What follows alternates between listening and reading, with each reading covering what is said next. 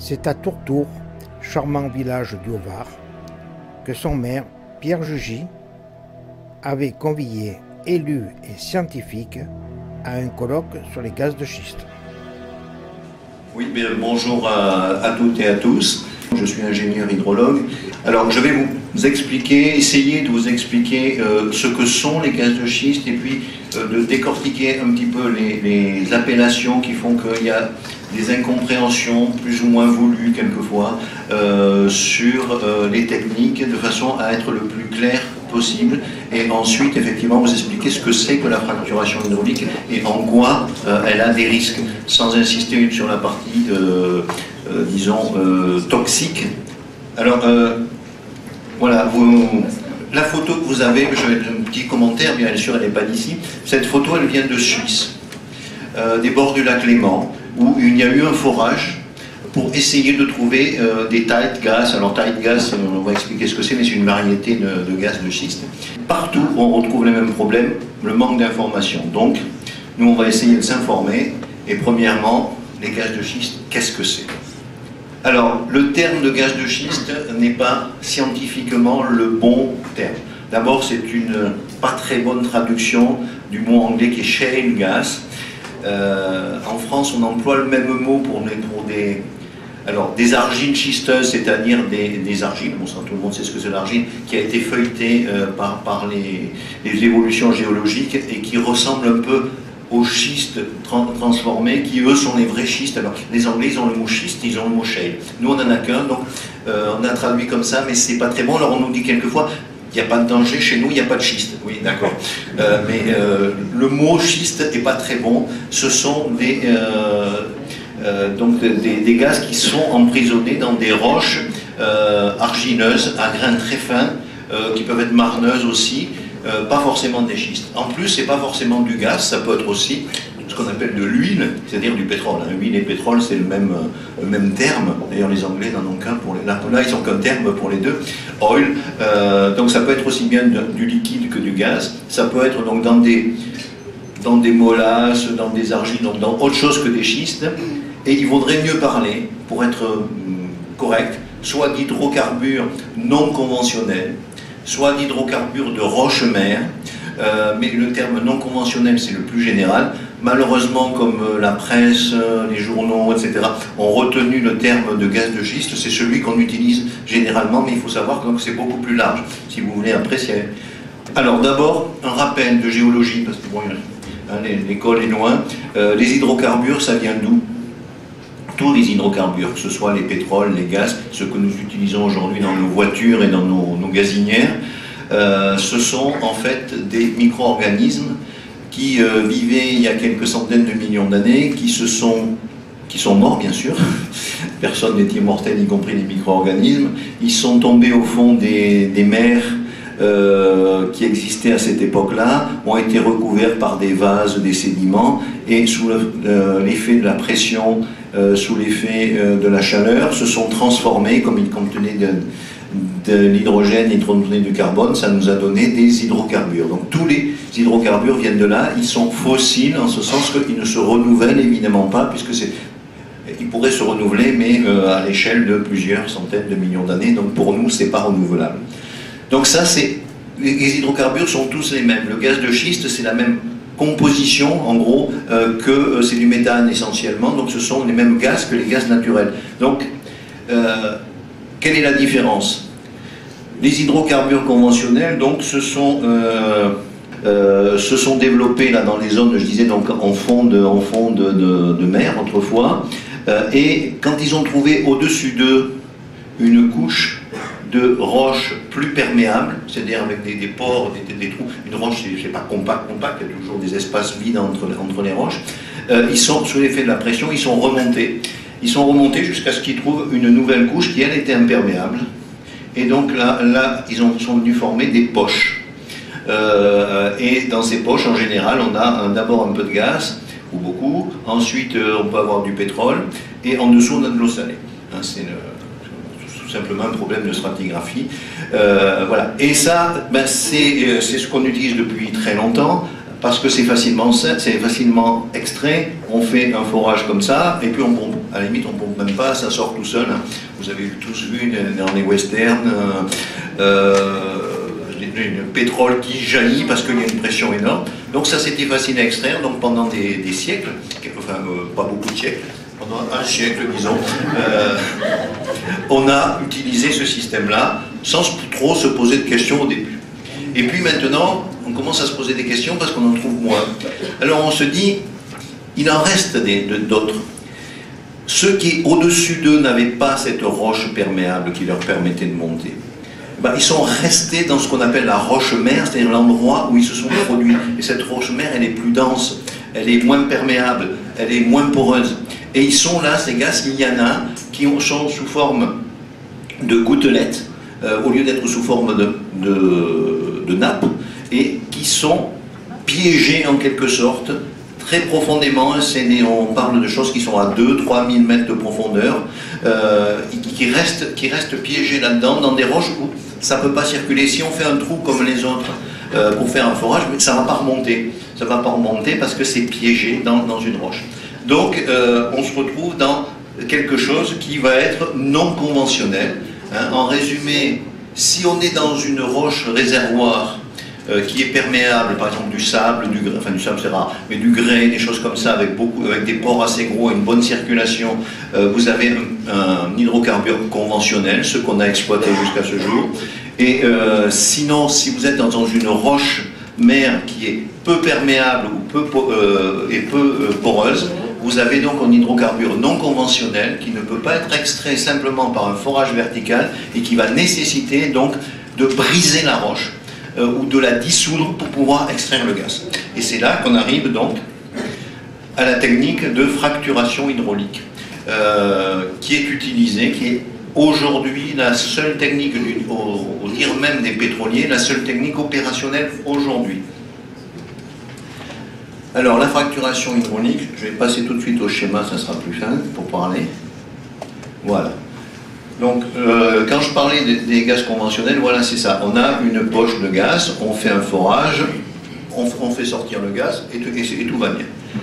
Le gaz ou le pétrole de schiste, disons l'hydrocarbure de schiste, lui il est piégé beaucoup plus bas dans des zones donc peu perméables. Alors pour les atteindre, qu'est-ce qu'on fait? Qu'est-ce qu'on fait, puisque les États-Unis le font depuis 15 ans? On commence par faire un forage vertical profond, classique, et puis là, entre-temps, on a appris à faire tourner les têtes des trépans, les têtes des foreuses, et bien on fait des galeries horizontales qui vont aller dans la couche de schiste ou de réservoirs donc peu poreux, pour aller chercher le gaz ou le pétrole. Aller le chercher, alors sur le dessin bien sûr on en a mis qu'une, ça peut être en parapluie, c'est-à-dire que vous pouvez en avoir à gauche, vous pouvez en avoir en avant, en arrière, hein, suivant la taille, effectivement la forme de la roche. Vous pouvez avoir aussi deux rangées de forages horizontaux, je ne crois pas qu'ils soient allés jusqu'à 3, mais bon. Donc on perce horizontalement, donc on a cette descente verticale, et puis on a fait tout un tas de trous horizontaux. Mais ça ne suffit pas. Ça ne suffit pas parce que ça ne va pas remonter encore tout seul. Donc il faut aller le chercher, et pour ça, on va donc fracturer, c'est-à-dire on va casser la roche tout autour des forages horizontaux. Et pour la casser, qu'est-ce qu'on fait? Ben, on envoie de l'eau additionnée d'un certain nombre de produits. Mais les deux sont graves. On envoie de l'eau parce qu'on envoie en moyenne 20 000 mètres cubes pour une extraction. 20 000 mètres cubes d'eau. Hein, donc 20 millions de litres d'eau. Et chaque fois qu'on veut faire une extraction, c'est-à-dire qu'on fait ça une première fois, le puits commence à se calmer, enfin, au bout un mois, 2 mois, ça ne sort plus. On refait une nouvelle extraction, c'est-à-dire qu'on renvoie de l'eau. On peut faire une extraction entre 10 et 20 fois sur un même puits. Donc ça donne une idée de la consommation d'eau qui est faite. Cette consommation d'eau, donc cette eau est additionnée de sable, de matériaux, disons de céramique ou de choses, pour empêcher que les fractures se referment. Et surtout, il est additionné d'un nombre de produits chimiques Alors, je ne parlerai pas des produits chimiques parce qu'André va vous en parler, mais c'est... Un petit peu parce qu'il y en a jusqu'à 600, donc, et en plus quand il nous expliquera tout à l'heure que quand ils sont en bas, ils se combinent entre eux et ça devient encore pire. Donc il y a des produits chimiques qui sont envoyés. Alors, ensuite, une fois qu'on a fait ça, donc effectivement, on a réussi à casser la roche, faire des tas de petites fractures, donc le gaz revient dans les canalisations et on peut le sortir en même temps que l'eau qu'on a envoyée. Une fois qu'on l'a sorti, qu'est-ce qu'on fait? Il faut séparer l'eau du gaz, parce que le gaz ça se vend et l'eau ça se vend pas. Mais c'est une eau qui est chargée donc, de tous les produits chimiques et on ne sait pas quoi en faire parce qu'on ne sait pas traiter. Nos stations d'épuration urbaines ne sont pas faites pour traiter du benzène, du toluène et des tas d'autres choses de ce genre-là. Je ne vais pas citer les 600. Les plus de 600 effectivement. C'était le premier recensement qui avait été fait aux États-Unis, c'était 596 produits, je crois, quelque chose comme ça. Depuis, ils en ont inventé d'autres. Ces produits, qu'est-ce qu'on fait de cette espèce de soupe? Moi, j'appelle plus ça de l'eau. Alors, deux solutions à ce jour. La première, on la met dans des grands bassins d'évaporation et on attend que le soleil fasse son œuvre. Et si ça ne va pas assez vite, on prend des asperceurs, comme pour l'irrigation, et on envoie ça dans l'air pour que ça s'évapore plus vite. Autant dire que les produits volatiles qui sont dedans s'évaporent encore plus vite que l'eau. Et résultat, pollution de l'air très grave. Donc on a une pollution en surface. Deuxièmement, une partie de cette eau, effectivement, peut aller rejoindre les cours d'eau. Parce que quand les bacs ne sont pas totalement étanches, c'est pas terrible, et on a vu. Autre risque de pollution qu'on a, c'est qu'on a envoyé cette eau dans le sous-sol, et dans un sous-sol qu'on a fracturé. Mais quand on fracture, je veux dire, c'est comme quand on donne un coup de marteau sur une pierre, on n'est pas tout à fait sûr de la façon dont ça va se fracturer. On ne contrôle pas les longueurs et les distances de fracturation. Surtout si on est dans une roche qui est déjà un karst par exemple, et qui est déjà fracturée. Donc on a une forte proportion de l'eau qu'on envoie, qui ne remonte jamais en surface. Je dis forte proportion parce que suivant les chiffres, ça va entre 20 et 60%. Ça dépend tout à fait des sols. Cette eau, donc toujours mélangée avec des produits chimiques, donc va circuler dans le sous-sol de façon totalement incontrôlée, avec les risques effectivement d'aller polluer des nappes. Et troisième risque de pollution, je dirais, c'est que avoir sur 4000 mètres un forage parfaitement étanche qui empêche que les gaz ne se mélangent avec les couches supérieures et notamment les couches où il y a des aquifères, c'est extrêmement difficile et donc la plupart des puits sont plus ou moins fuyables parce qu'il faut voir qu'on a beau mettre du béton, faire prendre du béton quand on est à 200 degrés, parce qu'il fait 200 degrés en bas, c'est pas évident, hein, donc autre élément de pollution. Et troisième risque dernier risque de la fracturation hydraulique, mais je pense qu'on en parlera plus tard, c'est les risques de séisme. C'est parce que comme on envoie des coups de pression, j'ai pas dit, mais les pressions sont plusieurs centaines de bars et peuvent même aller jusqu'à 1000 bars. Un bar, c'est la pression atmosphérique, hein, donc c'est 1000 fois la pression atmosphérique. Ça peut faire des tremblements de terre, des petits séismes, petits ou grands. Titre d'exemple, je pense que ce sera dit après, hein, sur ce qui se passe aux États-Unis. Et on a un exemple plus proche de chez nous en Suisse, c'était pas pour ça, mais pour faire de la géothermie profonde à Bâle en 2006, il y a eu un essai de fracturation hydraulique. Le but était de récupérer l'eau chaude au fond. Fracturation hydraulique, ils ont fait ça pendant une semaine, ils ont eu 3 séismes, et ils ont tout arrêté. Séismes qui étaient autour de 4, je crois. Pas dramatique, mais je veux dire, donc il y a ce risque qui vient se rajouter au risque de pollution. Donc les conséquences, c'est ce que je viens de vous dire, hein, pour résumer. Consommation énorme d'eau, parce qu'il faut la trouver, c'est 20 000 mètres cubes, qui se perd dans le sous-sol. Une partie retourne en surface, on ne sait pas la traiter.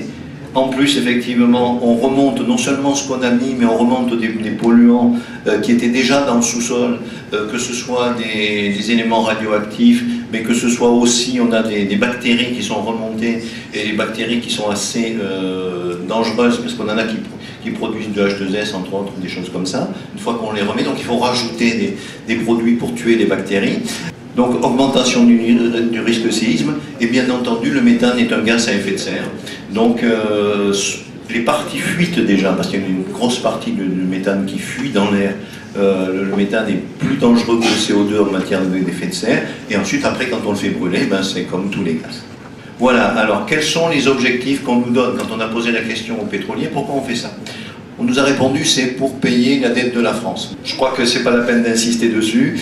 C'est pas le pays, sachant qu'on a un certain nombre d'exemples de pays où pour encourager ça, on enlève tout droit pour permettre aux pétroliers de faire de l'argent dessus quand même. Parce qu'il y a une bulle financière qui est en train de se mettre en place. Il y a eu des mensonges de la part des pétroliers. Il y a moins de gaz et moins de pétrole de schiste qu'ils ne le disent, mais il s'agit de faire monter les prix parce qu'ils se les revendent entre eux les puits après. On a une grosse société qui fait le puits, elle le revend à une plus petite, elle revend une plus petite, et après on va avoir un effet subprime qui va être pas mal, en tout cas aux États-Unis où ils ont commencé ça depuis 15 ans. Alléger la facture énergétique de la France, alors effectivement si on a chez nous du gaz ou du pétrole, on n'aura pas à l'acheter à l'extérieur, ça on peut pas le nier. Simplement deux choses. La première, c'est qu'il faudrait faire une étude économique coût-bénéfice. Combien ça va coûter à côté en matière de santé, en matière de destruction de paysages, en matière de destruction d'économie, parce qu'on a l'agriculture, on a le tourisme qui vont en souffrir, les prix des terrains aussi d'ailleurs en général. Voilà, donc, et le dernier élément, enfin moi je pense, nous ce qu'on pense c'est que le dernier élément c'est effectivement, on a dans le monde un lobby pétrolier très fort, et pour qui effectivement c'est une possibilité d'une nouvelle source de profit, alors que on a passé le fameux peak oil, c'est-à-dire les réserves connues baissent. On se dit à un moment ou à un autre, dans pas très longtemps, on n'aura plus de pétrole, on n'aura plus de gaz, il faut trouver notre solution. Donc ils se disent, bon, ça permet de trouver sans se régénérer, sans aller chercher de nouvelles énergies. C'est un peu la facilité. Et alors que, bon, il serait urgent, je crois, de penser tout de suite à cette transition énergétique dont on parle tant, basée à la fois sur des problèmes de non-gaspillage et des problèmes d'utilisation de notre énergie. Donc le cadre juridique, je n'en parlerai pas, puisque ça sera fait cet après-midi. Je voudrais juste vous montrer cette carte que vous avez sur la table, là, vous pourrez la regarder. Ça vous donne la liste des permis avoués, avoués par le ministère. Je dis avoués parce que, bon, on a un exemple, justement, là où j'habite en Haute-Savoie, on a découvert qu'il y avait un permis qui avait été demandé le long du lac Léman, qui n'est pas sur cette carte, qui est en cours d'instruction et qui concerne ce que j'évoquais tout à l'heure. Je disais, les Suisses, ils ont fait un essai pour voir, pour pomper sous le lac.